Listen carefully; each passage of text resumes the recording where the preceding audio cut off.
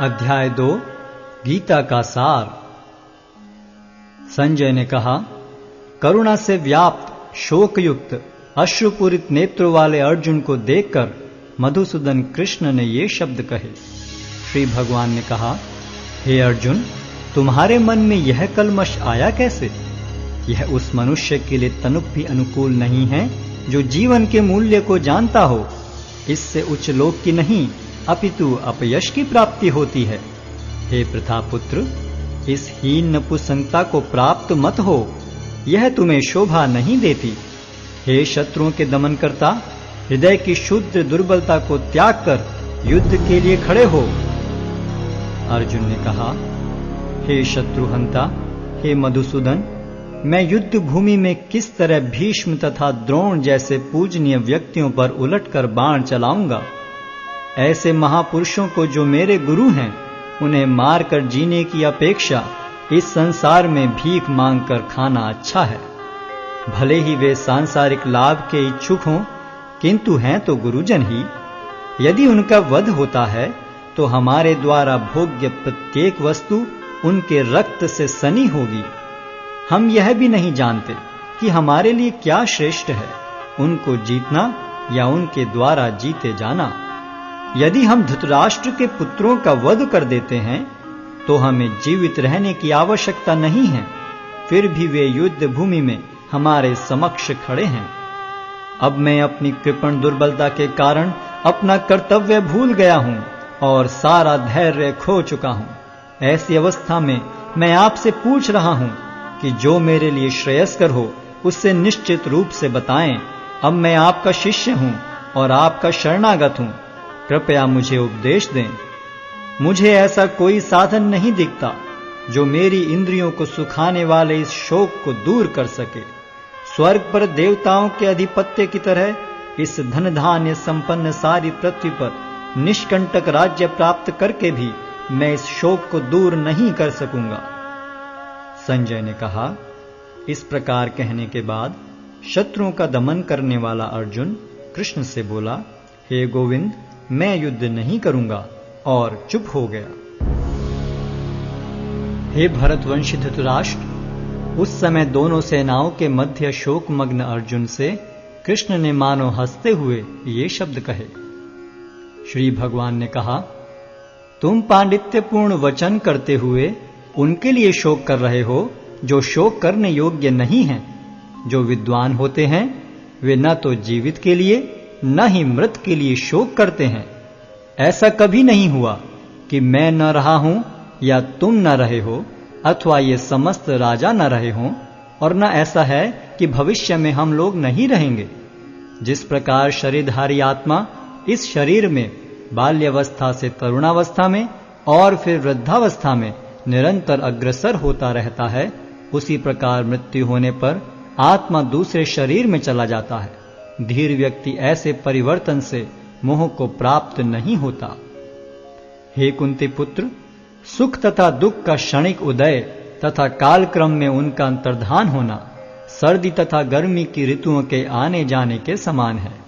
हे भरतवंशी, वे इंद्रिय बोध से उत्पन्न होते हैं और मनुष्य को चाहिए कि अविचल भाव से उनको सहन करना सीखे। हे पुरुष श्रेष्ठ अर्जुन, जो पुरुष सुख तथा दुख में विचलित नहीं होता और इन दोनों में संभाव रखता है, वह निश्चित रूप से मुक्ति के योग्य है। तत्वदर्शियों ने यह निष्कर्ष निकाला है कि असत का तो कोई चिरस्थायित्व नहीं है, किंतु सत अपरिवर्तनीय रहता है। उन्होंने इन दोनों की प्रकृति के अध्ययन द्वारा यह निष्कर्ष निकाला है। जो सारे शरीर में व्याप्त है उसे ही तुम अविनाशी समझो। उस अव्यय आत्मा को नष्ट करने में कोई भी समर्थ नहीं है। अविनाशी, अप्रमेय तथा शाश्वत जीव के भौतिक शरीर का अंत अवश्यम भावी है। अतः हे भरतवंशी, युद्ध करो। जो इस जीवात्मा को मारने वाला समझता है तथा जो इसे मरा हुआ समझता है, वे दोनों ही अज्ञानी हैं, क्योंकि आत्मा न तो मरता है और न मारा जाता है। आत्मा के लिए किसी भी काल में न तो जन्म है न मृत्यु। वह न तो कभी जन्मा है, न जन्म लेता है और न जन्म लेगा। वह अजन्मा नित्य, शाश्वत तथा पुरातन है। शरीर के मारे जाने पर वह मारा नहीं जाता। हे पार्थ, जो व्यक्ति यह जानता है कि आत्मा अविनाशी, अजन्मा, शाश्वत तथा अव्यय है, वह भला किसी को कैसे मार सकता है या मरवा सकता है? जिस प्रकार मनुष्य पुराने वस्त्रों का त्याग कर नए वस्त्र धारण करता है, उसी प्रकार आत्मा पुराने तथा व्यर्थ के शरीरों को त्याग कर नवीन भौतिक शरीर धारण करता है। यह आत्मा न तो कभी किसी शस्त्र द्वारा खंड खंड किया जा सकता है, न अग्नि द्वारा जलाया जा सकता है, न जल द्वारा भिगोया या वायु द्वारा सुखाया जा सकता है। यह आत्मा अखंडित तथा अघुलनशील है। इसे न तो जलाया जा सकता है, न ही सुखाया जा सकता है। यह शाश्वत, सर्वव्यापी, अविकारी, स्थिर तथा सदैव एक सा रहने वाला है। यह आत्मा अव्यक्त, अकल्पनीय तथा अपरिवर्तनीय कहा जाता है। यह जानकर तुम्हें शरीर के लिए शोक नहीं करना चाहिए। किंतु यदि तुम यह सोचते हो कि आत्मा अथवा जीवन का लक्षण सदा जन्म लेता है तथा सदा मरता है, तो भी हे महाबाहु, तुम्हारे शोक करने का कोई कारण नहीं है। जिसने जन्म लिया है उसकी मृत्यु निश्चित है और मृत्यु के पश्चात पुनर्जन्म भी निश्चित है। अतः अपने अपरिहार्य कर्तव्य पालन में तुम्हें शोक नहीं करना चाहिए। सारे जीव प्रारंभ में अव्यक्त रहते हैं, मध्य अवस्था में व्यक्त होते हैं और विनष्ट होने पर पुनः अव्यक्त हो जाते हैं। अतः शोक करने की क्या आवश्यकता है?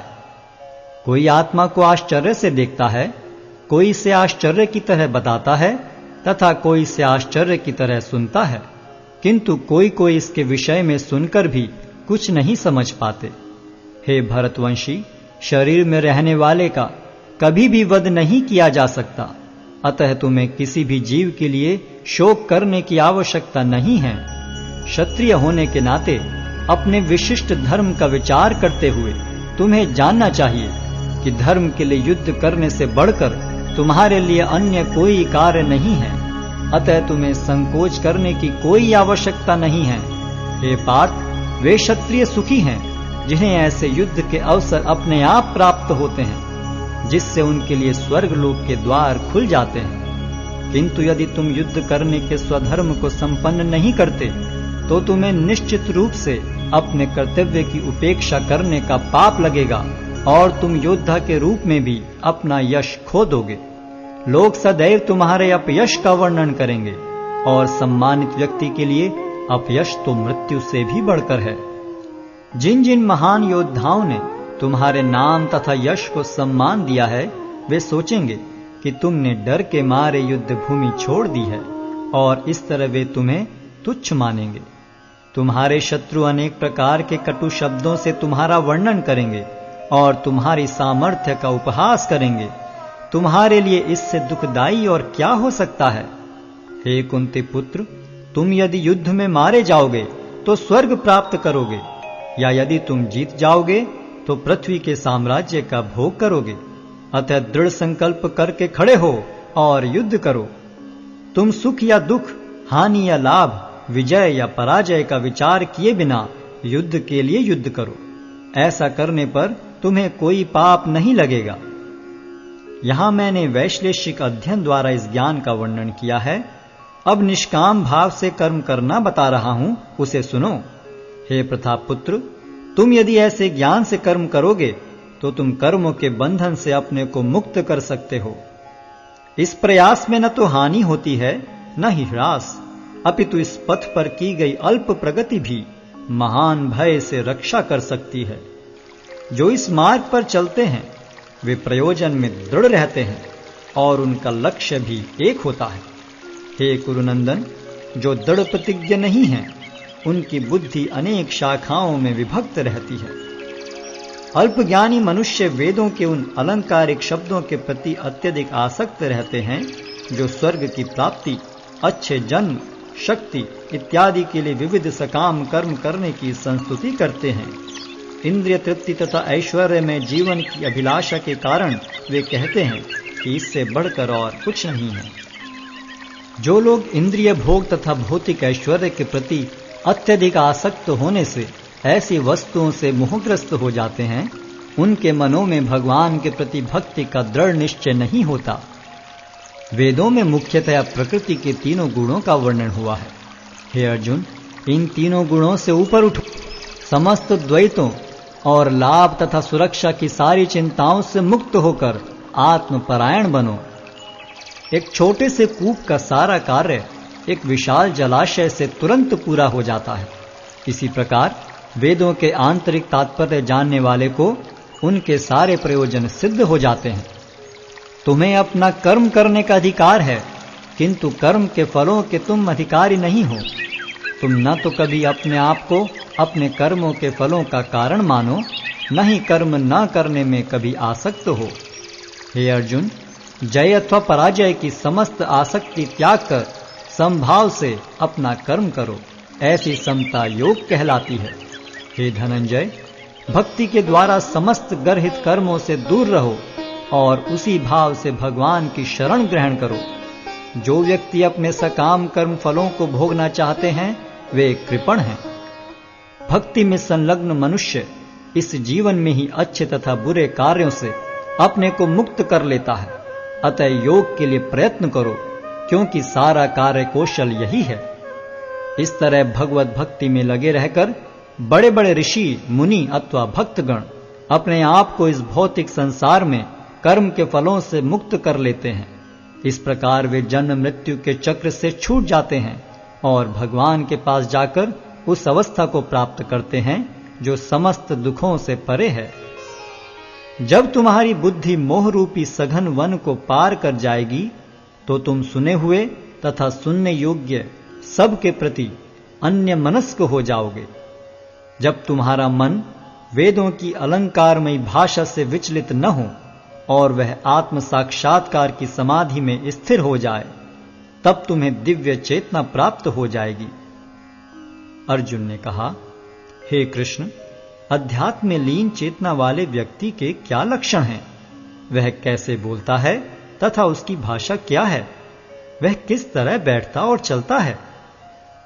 श्री भगवान ने कहा, हे पार्थ, जब मनुष्य मनोधर्म से उत्पन्न होने वाली इंद्रिय तृप्ति की समस्त कामनाओं का परित्याग कर देता है और जब इस तरह से विशुद्ध हुआ उसका मन आत्मा में संतोष प्राप्त करता है, तो वह विशुद्ध दिव्य चेतना को प्राप्त स्थित प्रज्ञ कहा जाता है, जो त्रय तापों के होने पर भी मन में विचलित नहीं होता अथवा सुख में प्रसन्न नहीं होता और जो आसक्ति, भय तथा क्रोध से मुक्त है, वह स्थिर मन वाला मुनि कहलाता है।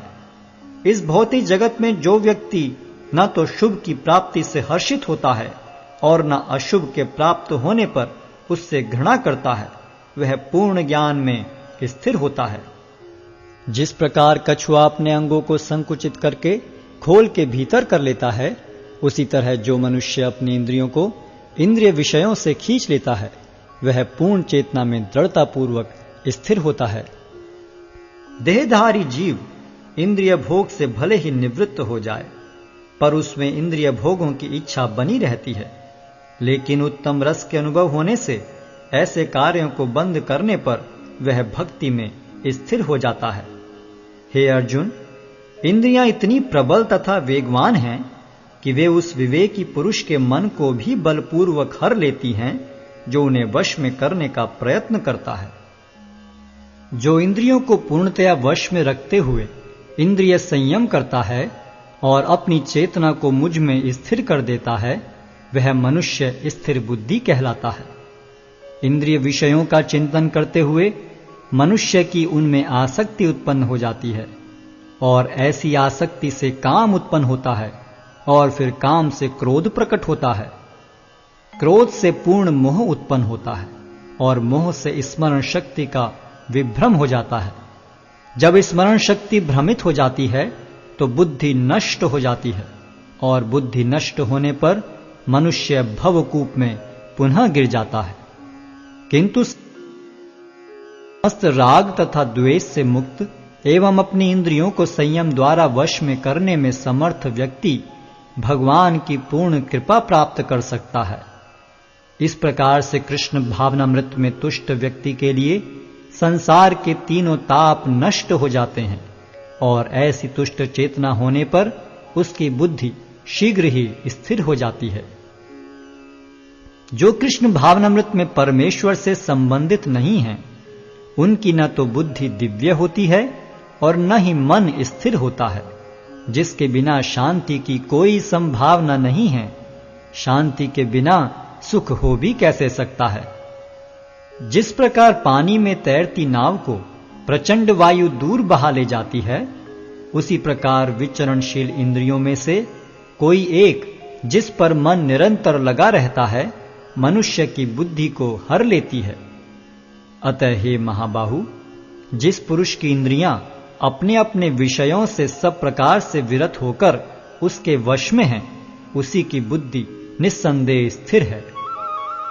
जो सब जीवों के लिए रात्रि है, वह आत्म संयमी के जागने का समय है, और जो समस्त जीवों के जागने का समय है, वह आत्मनिरीक्षक मुनि के लिए रात्रि है।